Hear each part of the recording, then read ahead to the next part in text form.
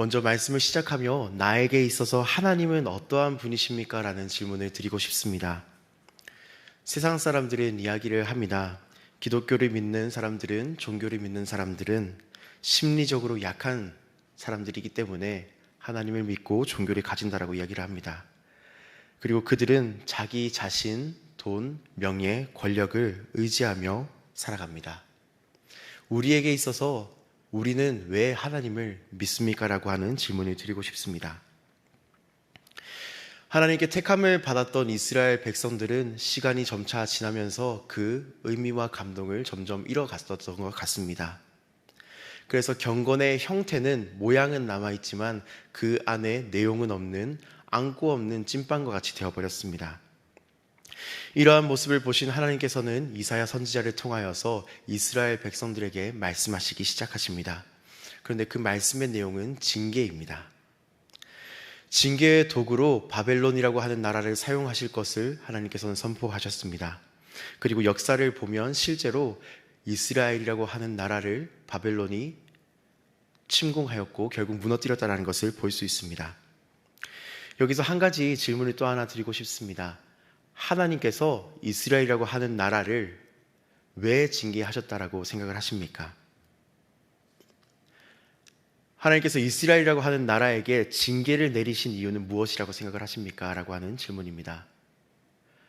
버리시기 위해서 더 이상 이스라엘이라고 하는 나라를 나의 자녀로 두지 않기 위해서 징계를 하셨다라고 생각을 하십니까?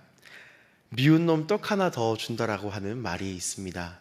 이와 같이 하나님께서 이스라엘을 징계하신 이유는 버리시기 위해서 더 이상 내 말을 안 듣는 이 백성을 나에게서 쫓아내기 위해서 이스라엘을 징계하신 것이 아니라는 것을 생각할 수 있습니다.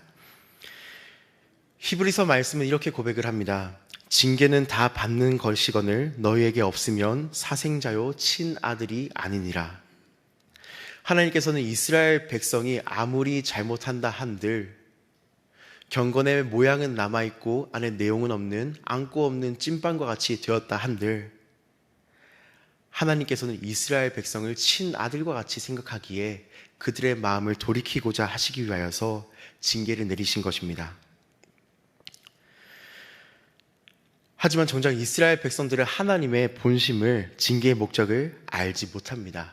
그래서 그들은 바벨론으로 포로로 잡혀가 생활을 할 때, 무거운 노동을 할 때 점점 마음이 하나님에게서 멀어지는 모습을 볼 수 있습니다. 이러한 상황 속에서 오늘 말씀이 진행됩니다. 오늘 말씀을 통해 하나님의 주권과 동시에 하나님의 사랑을 발견하실 수 있는 은혜가 있으시기를 소망합니다. 하나님께서는 오늘 말씀을 통해서 바벨론의 잘못에 대해서 책망을 하십니다. 바벨론의 가장 큰 잘못은 하나님을 향한 두려움이 없다라고 하는 것입니다. 6절에서부터 8절 말씀을 함께 읽어보시겠습니다. 6절에서 8절 말씀입니다.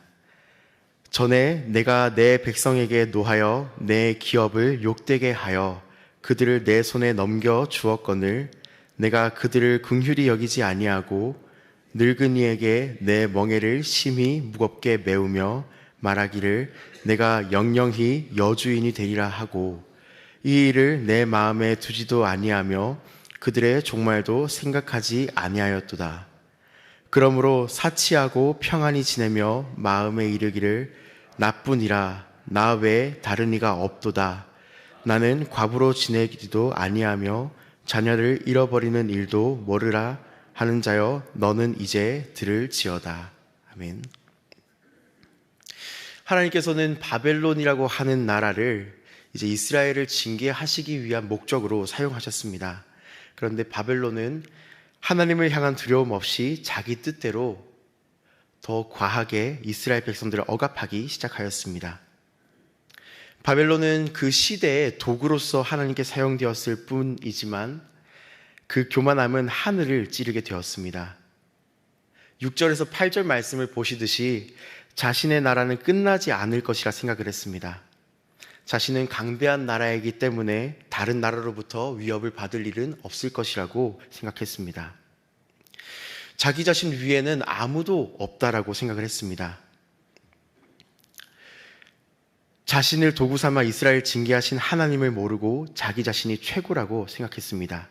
이 모습에 대해서 하나님께서는 심판을 예고하십니다.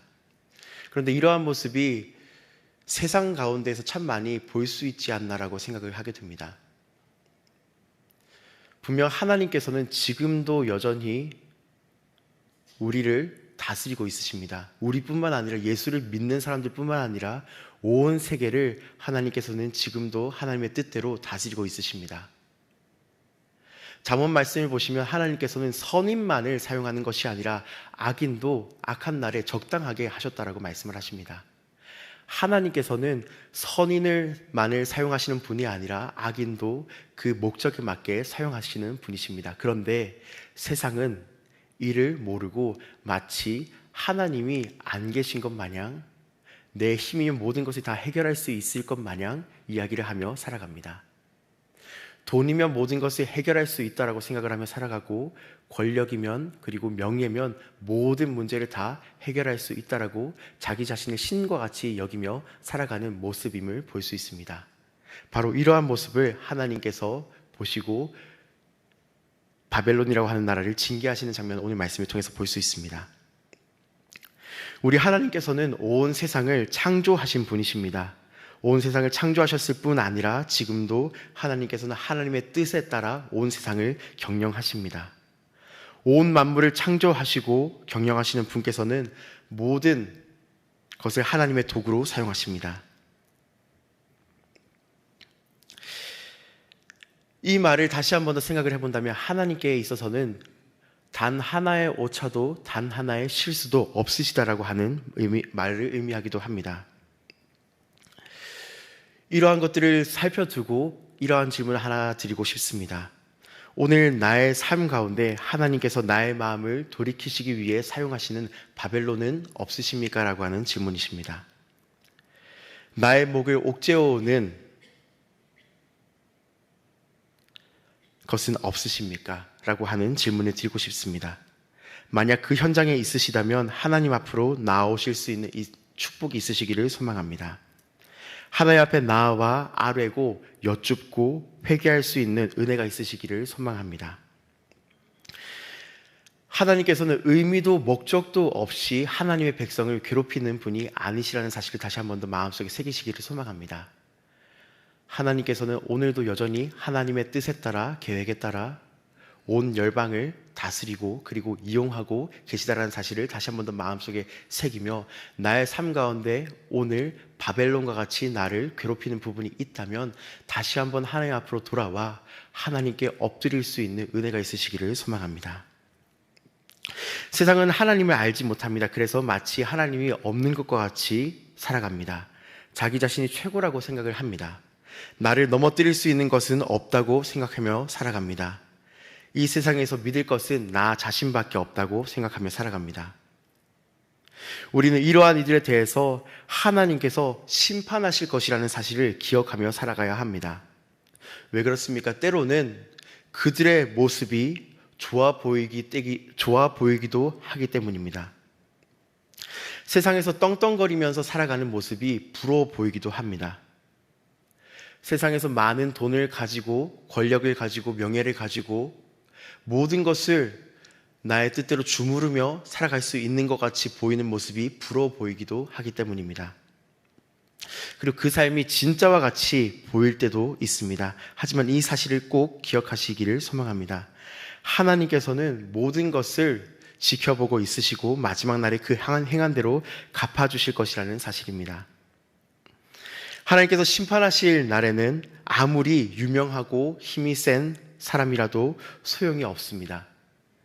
돈이 많아도 소용이 없습니다. 아무리 뛰어난 사람이라도 심판을 피해갈 수 없습니다.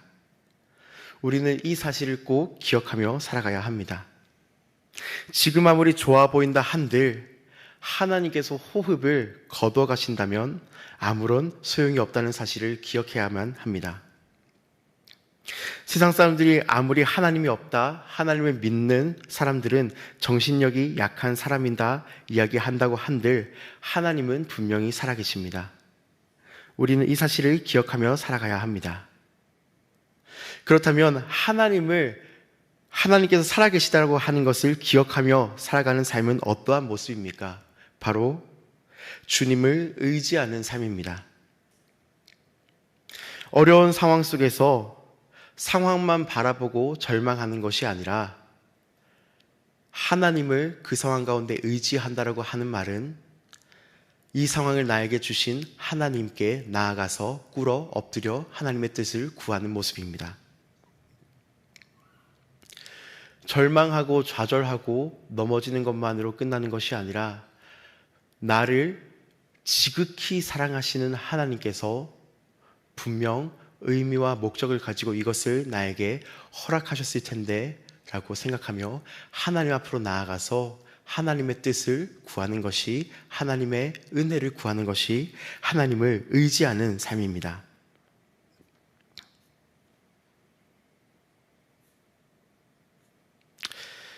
하나님께서 우리를 징계하실 때에는 분명한 목적과 의미가 있다는 사실을 꼭 기억하시기를 소망합니다.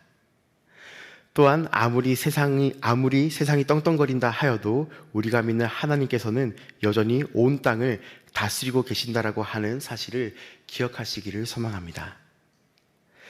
이 시간 다 같이 말씀을 묵상하며 주기도문을 하도록 하시겠습니다. 하늘에 계신 우리 아버지, 아버지의 이름을 거룩하게 하시며 아버지의 나라가 오게 하시며 아버지의 뜻이 하늘에서와 같이 땅에서도 이루어지게 하소서. 오늘 우리에게 일용할 양식을 주시고 우리가 우리에게 잘못한 사람을 용서하여 준 것 같이 우리 죄를 용서하여 주시고 우리를 시험에 빠지지 않게 하시고 악에서 구하소서. 나라와 권능과 영광이 영원히 아버지의 것입니다. 아멘.